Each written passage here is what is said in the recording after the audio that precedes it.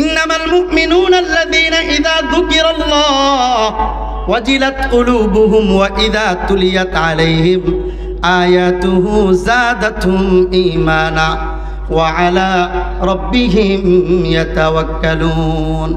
আল্লাহ তাআলা বলেন, মুমিন ওই ব্যক্তি নিজেকে দাবি করতে পারবে যখন তার মধ্যে তার জবান দেয়া সবসময় আল্লাহর জিকির সবসময় বের হতে থাকবে। জিকির, আমার হাত করবে হাতের কাজ, পা করবে পায়ের কাজ।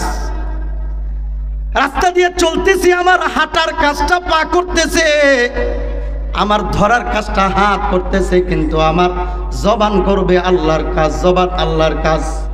যখন জবানটা আল্লাহর কাজ করবে, মালাকুল মউত যখন আমার কাছে চলে আসবে, তখন আল্লাহ তাআলা এমনিতেই আমার জবান দিয়া কালিমা বের করে দিবে। সুবহানাল্লাহ। আমাদের থেকে অনেক আকাবির অতীত হয়েছেন। উস্তাদে মুহতারাম শেখুল হাদিস আল্লামা আজিজুল হক রাহিমাহুল্লাহ, আল্লাহ মামুনুল হক হাফিজাহুল্লাহর বাবা। তো আমরা যখন দেখতাম জামিয়া রহমানিয়া যখন ছিলাম, উস্তাদ যখন আসতেন, পা অচল, হাত অচল, হুইল চেয়ারে করে উস্তাদকে মাদ্রাসায় নিয়ে আসা হতো। কিন্তু আল্লাহর বান্দা হাত অচল, পা অচল, হাঁটতে পারে না, হাত দিয়ে কিছু ধরতে পারে না, নিজের কাজটা নিজে করতে পারে না, কিন্তু আল্লাহর বান্দার জবানটা বড় সচল। আল্লাহর বান্দার হাত অচল, আল্লাহর বান্দার পা অচল, কিন্তু আল্লাহর বান্দার জবানটা বড় সচল। হাত দিয়ে কোনো কিছু করতে পারে না, পা দিয়ে কোনো কিছু করতে পারে না, কিন্তু বান্দার জবান দেয়া সবসময় আল্লাহ আল্লাহ আল্লাহ আল্লাহ বের হওয়া বন্ধ হয় না। মরার আগ পর্যন্ত জিজ্ঞাসা করা হয়েছে, হ্যাঁ, যখন কোনো শেষ নাই, দুনিয়ার কোনো খোঁজখবর নাই, বাড়ি কোথায় জানে না, মাদ্রাসায় কোথায় জানে না, সন্তান কতজন এটাও জানে না, বাড়ি কোথায় এটাও জানে না, মাদ্রাসায় কোথায় অবস্থিত এটাও জানে না, কিন্তু বান্দার রবকে এটা বান্দা ভুলে না। সব সময় আল্লাহ আল্লাহ আল্লাহ আল্লাহ জিকির। বান্দা যখন আল্লাহর নামটা চলতে ফিরতে সব সময় জবান দিয়ে বের করে দিবে। গাড়ি চালক গাড়ি চালায়, দোকানদার দোকানদারি করে, একটা মানুষ নিজের কাজ করে, হাতের কাজ হাতে করে, পায়ের কাজ পায়ে করে, বান্দার জবান দিয়া সব সময় যখন বের হবে আল্লাহ আল্লাহ আল্লাহ আল্লাহ। আল্লাহ তাআলা বলেন, আমি আল্লাহর কুদরতি খাতায় যদি তোমার নামটা মুমিনদের কাতারে লিখতে চাও, 1 নম্বর তোমার মধ্যে যে গুণটা আনতে হবে সেটা হলো জিকির। অন্তর দিয়া তোমার বেশি বেশি করতে হবে, জবান দিয়ে সব সময় জিকির। এই জন্য জিকিরের ফজিলত বর্ণনা করতে গিয়ে রাসূলুল্লাহ সাল্লাল্লাহু আলাইহি ওয়াসাল্লামের কাছে একজন সাহাবী এসে বলতেছেন, ইয়া রাসূলুল্লাহ, ইয়া হাবিবাল্লাহ, আমাকে এমন একটা বিষয় সম্পর্কে আমাকে একটা সংবাদ দেন, যে বিষয়টা পালন করলে আমি অল্পতেই আল্লাহর জান্নাতের মালিক মেহমান হয়ে যেতে পারবো। নবী আলাইহিস সালাম বলতেছেন, যদি তুমি অল্প আমলের মাধ্যমে আল্লাহর তৈরিকৃত জান্নাতের মালিক হতে চাও, তাহলে সেই আমলটা হলো জিক্রুল্লাহ তথা আল্লাহর জিকির। আল্লাহর জিকির, জিকিরের মাধ্যমে আল্লাহর প্রিয় হওয়া যায়। এই জন্য আল্লাহর প্রিয় বান্দা যারা, তাদেরকে দেখবেন সবসময় জিক্রুল্লাহ, হাতের মধ্যে তাসবিহ একটা থাকে, যার নাম হলো মুজাক্কির। আল্লাহকে স্মরণ করায় দেয়, নিজের হাতে তাসবিহ আপনাকে স্মরণ করিয়ে দিবে। রাস্তা দিয়ে হেঁটে যান, ওই তাসবিহ আপনাকে স্মরণ করিয়ে দিবে মাওলাকে ডাক। দোকানে যান, তাসবিহ আপনাকে স্মরণ করিয়ে দিবে আল্লাহকে ডাক। গাড়ি চালান, আপনার হাতে যদি তাসবিহ থাকে, আপনার তাসবিহ স্মরণ করিয়ে দিবে আল্লাহকে ডাক। কারণ দুনিয়ার যা কিছু দেখছো সব কিছু হলো মাখলুক, তোমার আল্লাহ হলো তোমার খালেক। দুনিয়ার সব কিছু তোমার না হলেও চলবে, কিন্তু আল্লাহ যদি তোমার না হয় তোমার চলবে না।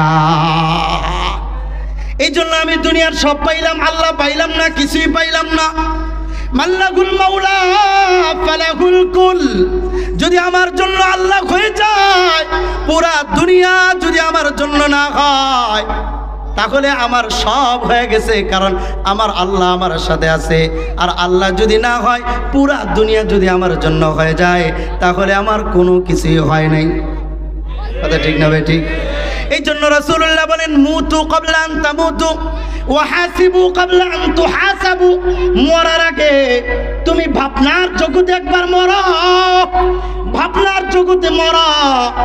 আজকে যদি তুমি লাশ হয়ে যাও, আজকে আমিও লাশ আপনিও লাশ, ভাবনার জগতে ভাবেন, আপনি ভাবেন আমিও লাশ আপনিও লাশ, ভাবনার জগতে আমিও লাশ আপনিও লাশ।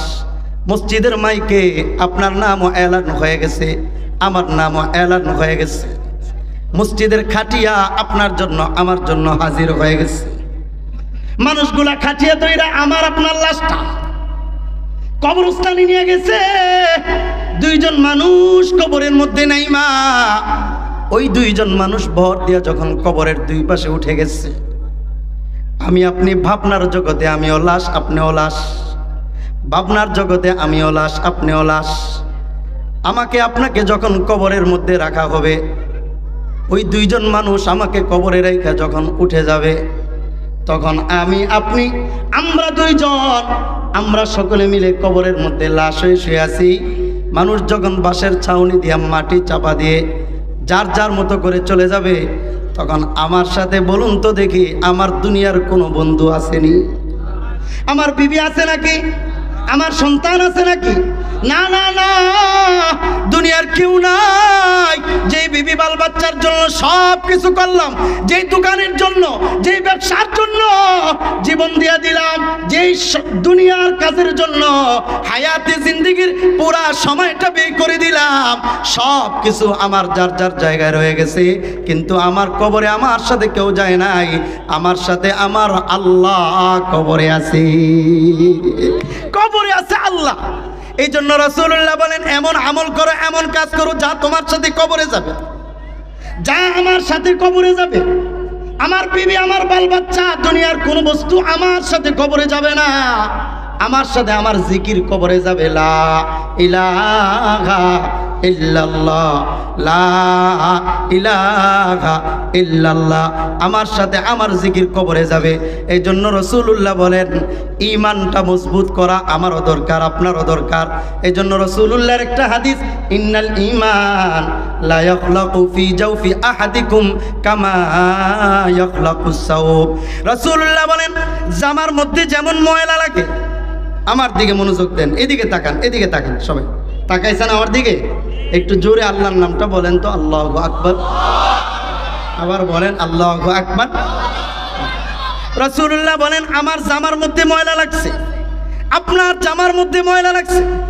জামার ময়লা উঠানোর জন্য আপনি আমি সাবান ব্যবহার করি, সাবান হুইল পাউডার ব্যবহার করি। হুইল পাউডার অথবা সাবানের মাধ্যমে আমার আপনার জামার ময়লাগুলা দূর হয়ে যায়। রাসূলুল্লাহ বলেন, ঈমানের মধ্যে এমন ময়লা লাগে, ঈমানের ময়লা যদি দূর করতে হয়, ফাসআলুল্লাহ আন ইউজাদ্দিদাল ঈমান, আল্লাহর কাছে দোয়া করো, আল্লাহ তাআলা যেন তোমার ঈমানটা নবায়ন করে দেয়। আর ঈমান নবায়ন কেমনে হবে? ঈমান নবায়ন হবে, ঈমান নতুন হবে, ঈমান তাজা হবে লা ইলাহা ইল্লাল্লাহর জিকিরের মাধ্যমে। স্বাভাবিকভাবে একটা মাছ যদি তাজা হয়, আপনি মাছটা আপনার হাতে নিছেন, হাতে নেওয়ার পরে মাছটা যদি লাফ দেয়, লাফ দিলে মাছটা উপরে যাবে। আর যদি মাছটা মরা থাকে, তাহলে কোনো রকম যদি এটা পড়ে যায়, হ্যাঁ, হাত থেকে যদি ফসকে পড়ে যায়, নিচে চলে যাবে। মাছটা যদি তাজা থাকে, ফসকে পড়ে গেলেও সে উপরের দিকে গিয়ে এরপরে নিচে যাবে।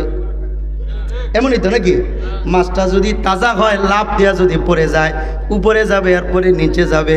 ঠিক তেমনিভাবে আমি আপনি যদি আমার ঈমানটাকে আমি তাজা রাখতে পারি, আমার হায়াতে জিন্দিগির মধ্যে যদি লা ইলাহা ইল্লাল্লাহর জিকিরটা নিজের জীবনের মধ্যে বাস্তবায়ন করতে পারি, মালাকুল মউত যখন আসবে, তখন আমার তাজা ঈমানটা লা ইলাহা ইল্লাল্লাহর জিকিরের বরকতে আল্লাহ তাআলা আমার জবান দিয়া কালিমা বের করে দিবে। সুবহানাল্লাহ। হ্যাঁ, লা ইলাহা ইল্লাল্লাহ, এতটুকুই তো। অথচ এই জিকিরের ফায়দা কত? শুধু একটা হাদিসের সংক্ষিপ্ত একটা কথা বলি। রাসূলুল্লাহ মসজিদে নববীর মধ্যে বসা, মিশকাতুল মাসাবিহের মধ্যে হাদিসটা আসছে। আবু হুরায়রা বলে, আমরা সকলে মিলে মসজিদে নববীর মধ্যে বসা, হঠাৎ করে রাসূলুল্লাহ সাল্লাল্লাহু আলাইহি ওয়াসাল্লাম আমাদের থেকে উঠে চলে গেছেন। সর্বপ্রথম ভীত সন্ত্রস্ত হয়ে আমি আবু হুরায়রা রাসূলুল্লাহকে খুঁজতে গেলাম। আল্লাহর নবীকে খুঁজতে যাওয়ার পরে মদিনার অলিগলিতে খুঁজতে লাগলাম আল্লাহর নবী কোথায় আছে। খুঁজতে খুঁজতে বনু নাজ্জার গোত্রের এক আনসারী সাহাবীর বাগানের কাছ পর্যন্ত গেলাম। গিয়ে দেখলাম বাগানের মধ্যে ঢোকার মধ্যে কোনো দরজা খুঁজে পাচ্ছি না, তবে একটা নালা দেখলাম। নালা, যেই নালাটা বাগান পর্যন্ত গেছে, আমি ওই নালাতে কইরা বাগানের ভিতরে ঢুকলাম। বাগানের ভিতরে ঢুকে দেখি রাসূলুল্লাহ সাল্লাল্লাহু আলাইহি ওয়াসাল্লাম বাগানের যে দেয়াল আছে, দেয়ালের মধ্যে আল্লাহর নবী বৈশা দুইটা পা এভাবে ঝুলাচ্ছে, আর আল্লাহর নবীর জুতা মোবারকগুলা নিচে পড়ে আছে।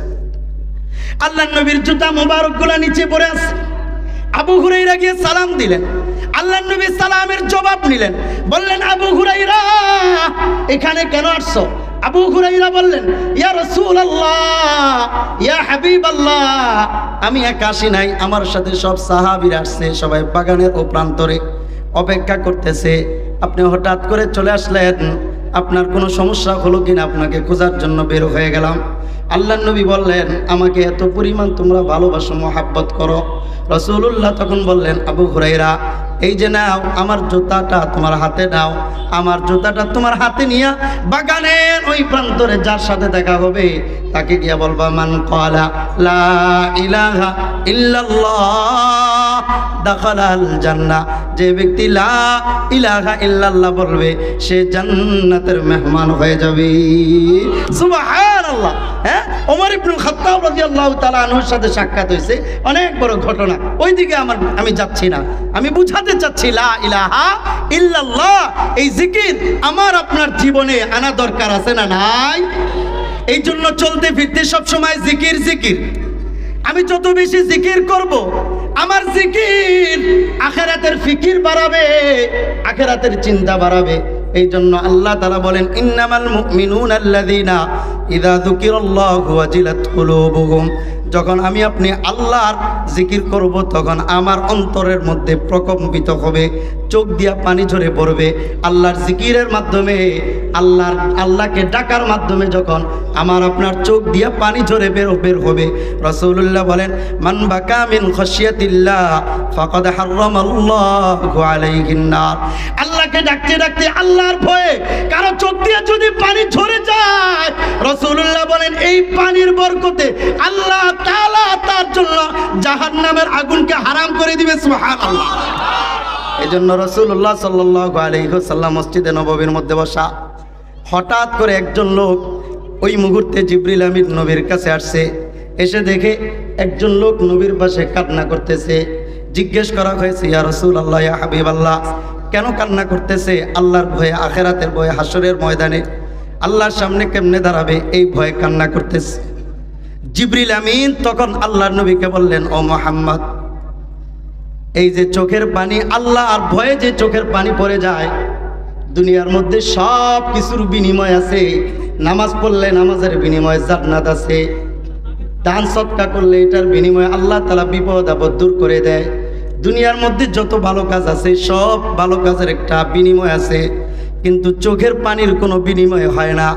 তাহলে কি হয়? জিবরিল আমিন বলেন, চোখের পানির বিনিময় একটাই, সেটা হলো চোখের পানির মাধ্যমে আল্লাহ তাআলা জাহান্নামকে দূরে সরায় দেন। সুবহানাল্লাহ। হ্যাঁ, নিজেকে নিজের বিবেককে প্রশ্ন করি তো, গত সপ্তাহখানিকের মধ্যে, গত মাসের মধ্যে কয়জনে আল্লাহর ভয়ে চোখের পানি ফেলাইছি? কয়জনে আল্লাহর ভয়ে চোখের পানি ফেলাইছি? দুনিয়ার মধ্যেও তো যেই ঝর্ণায় পানি ঝরে না, ওই ঝর্ণার দাম মানুষের কাছে থাকে না। আপনি সিলেট যান, জাফলং যান, রাঙ্গামাটিতে যান, যেই ঝর্ণায় পানি ঝরে না, এই ঝর্ণার দাম আমার আপনার কাছে নাই। আল্লাহ তাআলা আমার আপনার দেহের মধ্যে 3.5 হাত বডির মধ্যে 2টা ঝর্ণা দিয়েছেন। এই ঝর্ণা দিয়ে পানি না ঝরলে আল্লাহর কাছেও আমার আপনার দাম থাকবে না। কত জায়গায় তো হাসলাম, হাসির মজলিসের অভাব নাই, হাসতে হাসতে পেট ব্যথা হয়ে যায়, কই কাঁদতে কাঁদতে কোনোদিন তো শরীর দুর্বল হয় না। অথচ আমার আপনার জান্নাত হবে এটা কোনো নিশ্চিত না। ওমর ইবনুল খাত্তাব রাদিয়াল্লাহু তাআলা আনহু, যার জান্নাত নিশ্চিত ছিল, যার জান্নাতটা রাসূলুল্লাহ মেরাজের রাত্রিতে ওমর ইবনুল খাত্তাবের জান্নাত দেখে আসছে, যার জান্নাতি হুর আল্লাহর নবী দেখে আসছে। নবী যার ব্যাপারে বলেন আমার পরে যদি কোনো নবী হয়, কেউ নবী হইতো তাহলে সে হতো ওমর। ওমরের ব্যাপারে আল্লাহর নবী বলেন শয়তান, ওমর যে রাস্তা দিয়া যায় শয়তান এই রাস্তা দিয়া যায় না। ওমরের ব্যাপারে রাসূলুল্লাহ কত সুসংবাদ দিয়েছে, অথচ এই ওমর রাদিয়াল্লাহু তাআলা আনহুকে যখন মৃত্যুর উপরে গোসল দেওয়ানো হচ্ছে, গোসল দেওয়ানোর সময় দেখে ওমর রাদিয়াল্লাহু তাআলা আনহুর পিঠের মধ্যে পুরা পিঠ ভর্তি পিটার দাগ, চাবুকের দাগ, বেতের দাগ, পুরা পিঠটা কালো হয়ে গেছে। বেত দিয়া লাঠি দিয়া বাড়ি দিলে রক্ত জমাটবদ্ধ হয়ে জায়গাটা কালো হয়ে যায় কি যায় না? হ্যাঁ, কালো হয়ে যায় না? ওমরের পুরা পিঠটা কালো হয়ে আছে। যারা গোসল দিচ্ছে তারা আব্দুল্লাহ ইবনে ওমরকে ডাকছে, বাবা বলো দেখি তোমার বাবার কি অবস্থা? এত বাচ্চা আমিরুল মুমিনিন, সংসারে তো কোনো শান্তি ছিল না, যে বিবি স্বামীর এবং স্বামী স্ত্রীর মধ্যে ঝামেলা ছিল, যে ঝামেলার কারণে মারামারি হয়েছে এমনটাও না। ওমরকে মারবে এমন কোনো শক্তি তো কারো দেখি না, এমন কোনো সাহস কাউকে দেখছি না আমরা। তাহলে ওমরের পিঠের মধ্যে এত পরিমাণ দাগ কেন? আব্দুল্লাহ ইবনে ওমর তখন সকল উপস্থিত সাহাবীদের মাঝে, সকলের মাঝে আব্দুল্লাহ ইবনে ওমর একটা খাতা বের করে আনছেন। এই খাতাটা হলো মুহাসাবার খাতা, হিসাবের খাতা। এই খাতাটাই না আব্দুল্লাহ ইবনে ওমর বলে এটা হলো আমার বাবার হিসাবের খাতা। প্রতিদিন রাত্রে বাবা যখন ঘুমাইতে যাইতো খাতাটা খুলতো, খাতাটা খুইলা বাবা সারা দিন কোন আমলটা কমতি হয়েছে, কোন অপছন্দনীয় কাজটা হয়ে গেছে, এগুলা বাবা হিসাব করতেন, হিসাব কইরা লিখতেন। লেখা এরপরে বাবা নিজের হাতে ওই ঘরের মধ্যে বেঁধে রাখা লাঠিটা, বেটটা, চাবুকটা নিজের হাতে নিয়া নিজের পিঠের মধ্যে আঘাত করতেন আর বলতেন ওমর দুনিয়ার মধ্যে কমতি করছস, দুনিয়ার সাজা দুনিয়াতে ভোগ করে যা, হাসরের সাজার জন্য অপেক্ষায় থাক। যদি আমি ওমরের হাতের বাড়ি তুই ওমর সহ্য করতে না পারস, রব্বুল আলামিনের সাজা তুই কোনোদিন সহ্য করতে পারবি না। এই বলে ওমর নিজের শরীরের মধ্যে নিজে আঘাত করত। হায়াতে জিন্দিগির মধ্যে 20 বছর, 30 বছর, 40 বছর, 50 বছর চলে গেছে, এখনো পর্যন্ত এমনও কোনো দিন হয়েছে কিনা যেই দিনের মধ্যে আমি আপনি রাত্রি ঘুমের আগে সারা দিনের হিসাব করছি, যদি আমার মৃত্যু হয়ে যায় আগামীকাল আল্লাহর সামনে দাঁড়ায়া কি হিসাব আমি দিব। অথচ আল্লাহ তাআলা তো বলতেছেন ইত্তাকুল্লাহ ওয়াল তানজুর নাফসুম মা কদ্দামাত লিগাদিন ওয়াত্তাকুল্লাহ ইন্নাল্লাহা খাবীরুম বিমা তা'মালুন। সারা দিন ব্যবসা বাণিজ্য করা, ব্যবসা বাণিজ্য করার নাম সফলতা নয়। ব্যবসার পরে মাগরিবের, ব্যবসা বাণিজ্য শেষে মাগরিবের পরে অথবা এশারের পরে হিসাব করা, এটার নাম হলো সফলতা। আপনি যদি হিসাব না করে সারা জীবন খালি ব্যবসা করেই যান, বছর শেষে দেখবেন গোলালু। কারণ আপনি কি খরচ করতেছেন, কি আপনার আয় হচ্ছে, কি ব্যয় হচ্ছে আপনি তো জানেন না। এই জন্য ব্যবসায়ীদের জন্য গুরুত্বপূর্ণ একটা বিষয় হলো দোকান বন্ধ করার আগে, শাটার বন্ধ করার আগে বসে সারা দিনের হিসাব করবে, কয়টা পণ্য বিক্রি হয়েছে, কত টাকা আয় হয়েছে, কত টাকা ব্যয় হয়েছে, মাস শেষে কি হবে, প্রতিদিনের হিসাব প্রতিদিন করেন। এটা যদি দুনিয়ার জিন্দেগির হয় তাহলে এই দুনিয়ার জিন্দেগিতে নির্দিষ্ট কয়েকদিন সময় থাকবো, তাহলে যে হাসরের ময়দানে আমার শুরু আছে শেষ নাই, ওইটার জন্য হিসাব দরকার আছে না নাই? কিন্তু ওইটার জন্য হিসাব কয়দিন করলাম আমি, কয়দিন করছি আমি? সব কিছুর হিসাব আছে। মরার পরে আমার কি হবে এই হিসাবটা আগে আমার নিজের হিসাব নিজে দেই, এরপরে আল্লাহর সামনে দাঁড়াবো। নিজের হিসাব যদি নিজে দিতে পারি এরপরে হলো অন্যের চিন্তা। এই জন্য মুসলমান সব সময় নিজের হিসাব, প্রতিদিন ঘুমাতে যাওয়ার আগে একাকী ঘরের মধ্যে বসে সারা দিনের চিন্তা করা, আমি কয়টা অন্যায় করেছি। আহারে, এই যে অন্যায় করে আমি ঘুমাবো, এই যে ঘুমানোর পরে আমি যে মরে যাব, এটা কি আমি জানিনি? জানেন না? গতকালকে সব দিনে মরছিলেন, আমিও মরছিলাম। বিশ্বাস হয় না? আল্লাহ তাআলা বলেন সূরাতুল আনআম খুলে দেখেন, 7 নং পারার 14 নং পৃষ্ঠার মধ্যে আল্লাহ বলেন ওয়া হুয়াল্লাযী ইয়াতাওয়াফাকুম বিল্লাইল। আল্লাহ বলেন বান্দা আমি আল্লাহ প্রতিদিন রাত্রে তোকে মরণ দেই, হ্যাঁ প্রতিদিন রাত্রে আমি আল্লাহ তোকে মৃত্যু দেই। ওয়া হুয়াল্লাযী ইয়াতাওয়াফাকুম বিল্লাইল ওয়া ইয়ালামু মা জারাহতুম বিন-নাহার সুম্মা ইয়াবআসুকুম ফীহি লিইউকযা আজালুম মুসাম্মা। ও বান্দা প্রতিদিন রাত্রে আমি আল্লাহ তোকে মরণ দেই, এরপরে রুটা আমি আল্লাহর কাছে চলে আসে। আমি আল্লাহর কাছে এসে বলে আল্লাহ রুটা বান্দাকে যেই কাজের জন্য দিছিলেন এই কাজ তো বান্দা করে না, যাব নাকি আপনি বলেন? আপনি যদি বলেন তাহলে যাব, অন্যথায় যাব না। ওই মুহূর্তে আল্লাহ বলেন যা যা যা তুম্মা ইয়াবআসুকুম ফীহি লিইউকযা আজালুম মুসাম্মা। ঘুমের আগে যে অন্যায়গুলা করছি এই অন্যায়গুলা যেন আমি না করি, এই জন্য আল্লাহ তাআলা আবার আমাকে রুটা দেন। ও যুবক তুমি ঘুমাতে যাইয়া গান বাজনা শুনতে শুনতে ঘুমাও। ও মুরব্বী বাবা আমি আপনি রিমোটটা হাতে নিয়া টিভি ছাইরা বেগানা নারীদের ছবি দেখতে দেখতে ঘুমিয়ে যাই, অথচ আমি ঘুমাই আমার রুটা আল্লাহর কাছে চলে যায়। আমি তখন ঘুম আর মরা সমান সমান। এই জন্য একটা মানুষ যখন ঘুম থেকে ওঠে দোয়া কি পড়ে? আলহামদুলিল্লাহিল্লাযী আহিয়ানা বা'দামা আমাতানা। তার মানে কি আল্লাহ মরণ দেওয়ার পরে আল্লাহ আপনি আমাকে জীবন দিয়েছেন, এই জন্য আপনার কৃতজ্ঞতা আদায় করতেছি। বুঝাইতে পারি না আপনাদেরকে? হ্যাঁ অপর একটা হাদিসের মধ্যে আসছে রাসূলুল্লাহ বলেন আলহামদুলিল্লাহিল্লাযী রাদ্দা আলাইয়া রূহি। আল্লাহ আপনার প্রশংসা, আপনি আমাকে রূহটা ফেরত দিয়েছেন, শুকরিয়া আদায় করতেছি। তুমি প্রতিদিন রূহ পাইয়া তুমি বাহাদুরি কইরা তুমি চলো, তুমি হাঁটো, মনে করো তুমি কত বড় হয়ে গেছো। একবারও কি চিন্তা করেছো আজকে রাত্রে ঘুমানোর পরে রূহটা যদি আল্লাহ নিয়ে যান, রূহটা যদি ফেরত না দেন, তাহলে এমন কার কি শক্তি আছে রূহটা আল্লাহর কাছ থেকে নিয়ে আসবে? আসেনি এমন শক্তি কারো? এই জন্য মুসলমান প্রতিদিন ঘুমের আগে হিসাব করা, আমার আপনার হিসাব করাছে। এই জন্য আল্লাহ তাআলা বলেন মুমিনের খাতায় যদি তোমার নামটা লিখতে হয়, 1 নম্বরে তোমার দৈনন্দিন কাজের মধ্যে তুমি একটা জিনিস রাখো, সেটা হলো জিকির। 2 নম্বর ওয়া ইযা তুলিয়াত আলাইহিম আয়াতুহু যাদাতুহুম ঈমানা। তুমি কোরআন তেলাওয়াত করো, কোরআন তেলাওয়াতের মাধ্যমে ঈমান বৃদ্ধি পাবে। রাসূলুল্লাহ সাল্লাল্লাহু আলাইহি ওয়াসাল্লাম বলেন ইন্না হাযিহিল কুলুব তাসদাউ কামা ইয়াসদাউল হাদীদ। কিলা ইয়া রাসূলুল্লাহ ফামা জিলাউহা? ক্বালা তিলাওয়াতুল কুরআন।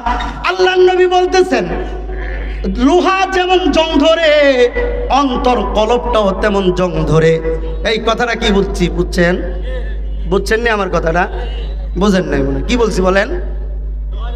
লোহা যেমন জং ধরে কলবটাও জং ধরে। কলবটা কি? কলব হলো ইঞ্জিন। কলবটা কি? ইঞ্জিন। পুরোটা হলো আমার বডি।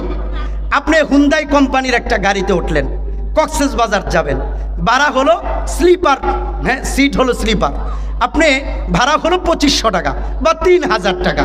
হ্যাঁ উপর দিয়ে সব ভালো, হ্যাঁ বিছানাও ভালো, সিটও ভালো, হ্যাঁ সব কিছু ভালো, ইঞ্জিনটা খারাপ, ওই গাড়ির কোনো দাম আসেনি? দাম আছে? সময় মতো গন্তব্যে বুঝতে পারবেন? তাহলে আমাদের গন্তব্য কোথায়? জান্নাত। আমাদের গন্তব্য কোথায়? আমরা ছিলাম কোথায়? যাব কোথায়? জান্নাত। বুঝেন নাই? না বুঝেন নাই আপনারা? হ্যাঁ বুঝতেছেন? আমরা ছিলাম কোথায়? আসল বাড়ি কোথায়? সবাই বলেন, আওয়াজ করে বলেন। এতটুকু গ্যারান্টি দিতে পারবো আপনারা মুখ খুললে বললে গুনাহ হবে না, কোনো নেকি হবে। কাউলুম মারুফুন সাদাকা। প্রত্যেকটা ভালো কাজে এক একটা করে নেকি হয়। হ্যাঁ তাহলে বলেন আমাদের আসল বাড়ি কোথায়? যাব কোথায়? আসছি কোথায়? জান্নাতে না? আর দুনিয়া সিজনুল মুমিন ওয়া জান্নাতুল কাফের। দুনিয়া হলো মুমিনদের জন্য কারাগার, আওয়ামী লীগের জন্য জান্নাত। মজা করলাম আর কি একটু। যারা নাফরমানি করবে, যারা জুলুম করবে তাদের জন্য হলো জান্নাত, আর যারা মুমিন তাদের জন্য এটা কারাগার। তা আমাদের আসল বাড়ি কোথায়? হ্যাঁ যাব কোথায়? আসি কোথায়? এটা দুনিয়ার জাহান্নামে আছি আমরা। এই জন্য মুসলমান রাসূলুল্লাহ বলেন ইন্না হাযিহিল কুলুব, এটা হলো আমার আপনার, এটা হলো ইঞ্জিন, আমার গন্তব্য হলো জান্নাত। এই ইঞ্জিন যদি ভালো না হয় আমি জান্নাতে যেতে পারবো না। গাড়ির ইঞ্জিন যদি ভালো না হয় বা গাড়ির পুরা দেহটা যতই ভালো হোক না কেন আপনি সময় মতো গন্তব্যে যাইতে পারবেন না। আপনার ইঞ্জিন যদি ভালো না হয় তাহলে আপনি সময় মতো জান্নাতে যাইতে পারবেন না। এই জন্যই তো আদম আলাইহিস সালামকে যখন আল্লাহ বানাইছেন, শয়তান আদমের মুখ দিয়ে ঢুকছে, দুইটা পিছন দিক দিয়ে বের হইছে। বের হইয়া শয়তান বলতেছে আদমের পুরা দেহের মধ্যে আমি ঘুরে দেখেছি এমন কোনো বস্তু নাই যে বস্তু দিয়া আদম সন্তান আমার ধোঁকা থেকে বাঁচতে পারবে। তবে বাম দুধের নিচে, এই যে বাম দুধের নিচে ছোট্ট একটা গোস্তের টুকরা যেটা আমি দেখেছি, যদি আদম সন্তান আমার থেকে বাঁচতে হয়, আমার থেকে যদি বাঁচতে পারে এই ছোট্ট টুকরার মাধ্যমে বাঁচতে পারবে। রাসূলুল্লাহ বলেন এই টুকরাটা হলো আলা ওয়াহিয়াল কলব, এই টুকরাটার নাম হলো কলব। এই জন্য রাসূলুল্লাহ বলেন ইন্না হাযিহিল কুলুব, দুনিয়ার যত মানুষের কলব আছে সব কলবগুলা জং ধরে, যেমনই ভাবে লোহা জং ধরে। রাসূলুল্লাহ বলেন লোহার জং দূর করা যায়, কলবের জং দূর করা যায়। কেমনে তুমি জং দূর করবা? সাহাবীরা জিজ্ঞাসা করেছেন রাসূলুল্লাহকে, কিলা ইয়া রাসূলুল্লাহ ফামা জিলা উহা, কলবের জং কেমনে দূর হবে? রাসূলুল্লাহ বলেন তিলাওয়াতুল কোরআন, কোরআন তেলাওয়াত যত বেশি হবে আমার আপনার কলবের জং তত তাড়াতাড়ি দূর হবে। সুবহানাল্লাহ। হ্যাঁ, কয়দিন কোরআন তেলাওয়াত করছি, পারি তো না, হ্যাঁ, শিখারও চেষ্টা করি না। অথচ কোরআন তেলাওয়াত এমন একটা বিষয়, আল্লামা হাফেজ শামসুদ্দিন আয-যাহাবী রাহমাতুল্লাহি আলাইহি ওনার লিখিত কিতাব মারিফাতুল কুররাইল কিবার আলা তাবাকাতি ওয়াল আসারের মধ্যে লেখা হয় নাফি ইবনে আব্দুর রহমান একজন কারি ছিলেন, জগৎ বিখ্যাত একজন কারি ছিলেন। ওনার আদত ছিল প্রতিদিন যখন উনি ঘুমাইতেন, ঘুমানোর সময় ওনার আদত ছিল কোরআন তেলাওয়াত করে ঘুমাইতেন। কোরআন তেলাওয়াত করতে করতে ঘুমাইতেন। আপনি ঘুমান কোরআন তেলাওয়াত করতে করতে। يسألك الناس عن الساعة قل إنما علمها عند الله وما يدريك لعل الساعة تكون قريبا إن الله لعن الكافرين وأعد لهم سعيرا خالدين فيها أبدا لا يجدون وليا ولا نصيرا। কোরআন তেলাওয়াত করেন, আপনি কোরআন তেলাওয়াত করেন আর করতে করতে ঘুমায় যান। নাফি ইবনে আব্দুর রহমান কোরআন তেলাওয়াত করতে করতে ঘুমায় যায়। ওই নাফি ইবনে আব্দুর রহমান উনি বলতেছে কোরআন তেলাওয়াত করতে করতে আমি ঘুমাই গেছি। যখন আমার ঘুম চলে আসছে, আমি ঘুমের ঘরে স্বপ্ন দেখি রাহমাতুল লিল আলামিন মুহাম্মাদুর রাসূলুল্লাহ সাল্লাল্লাহু আলাইহি ওয়াসাল্লাম আমার পাশে চলে আসছে। আমার পাশে এসে উনিও কোরআন তেলাওয়াত করতেছে। রাসূলুল্লাহর কোরআন তেলাওয়াত যখন রাসূলুল্লাহ করতেছেন, একটা মানুষ যখন কথা বলে তখন তার মুখ দিয়ে লালা বের হয়, থুতু বের হয়। রাসূলুল্লাহ যখন কোরআন তেলাওয়াত করতেছে, রাসূলুল্লাহর জবান থেকে লালা বের হইছে, থুতু বের হইছে। এই থুতুটা নাফি ইবনে আব্দুর রহমানের মুখের মধ্যে গেছে। মুখের মধ্যে যখন গেছে, যাওয়ার পরে সকালবেলা যখন বিবির কাছে যায়, বিবি বলে এমন কি আতর লাগাইছো যে আতরের কারণে তোমার শরীর থেকে সুগন্ধি আসতেছে? নাফি ইবনে আব্দুর রহমান বলে না, কিছু লাগাই নাই। দরজগাহে যায়, ছাত্ররা বলে কি আতর লাগাইছেন হুজুর? অন্য দিনের তুলনায় ভিন্ন একটা ঘ্রাণ পাচ্ছি। হুজুর বলতেছেন না, কোনো কিছু লাগাই নাই।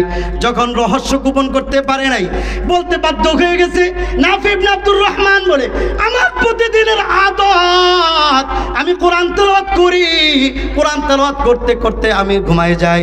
একদিন আমি রাত্রেবেলা কোরআন তেলাওয়াত করতে করতে ঘুমাই গেছি। আমি ঘুমের ঘরে স্বপ্ন দেখি রাসূলুল্লাহ আমার পাশে এসে কোরআন তেলাওয়াত করতেছে। রাসূলুল্লাহ লালা মুবারক আমার জবানে ঢুকে গেছে, এই জন্য আমার জবান দিয়ে মেশক আম্বরের ঘ্রাণ আসতেছে। সুবহানাল্লাহ। কিতাবের মধ্যে লেখা হয় নাফি ইবনে আব্দুর রহমান যতদিন দুনিয়াতে বেঁচে ছিলেন ততদিন আর ওনার কোনো ধরনের আতর ব্যবহার করতে হয় নাই।